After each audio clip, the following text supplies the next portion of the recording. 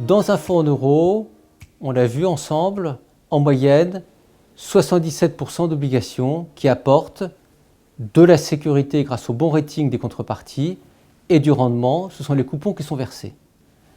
Maintenant, l'intérêt des gérants des fonds en euros, c'est d'aller chercher du rendement au-delà en faisant ce qui s'appelle une diversification de l'actif.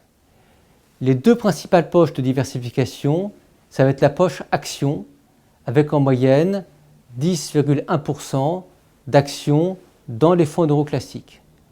Alors les actions, à la différence des obligations, elles n'ont pas vocation à être conservées dans le fonds en euros jusqu'à leur échéance, d'autant plus qu'une action n'a pas d'échéance, alors qu'une obligation est émise pour une durée déterminée. Les actions apportent deux atouts pour les gérants des fonds en euros. Tout d'abord, des dividendes, notamment sur les valeurs qu'on appelle de rendement, et deuxièmement, des plus-values qu'on va trouver davantage sur les valeurs qu'on appelle de croissance. Voilà. Et à la différence de l'investissement en obligations, il faut être conscient que les assureurs n'hésitent pas à vendre des actions lorsqu'ils considèrent qu'elles ont bien monté. Comme ça, ils vont concrétiser la plus-value et booster le rendement du fonds en euros pour être en capacité de servir une bonne participation bénéfice.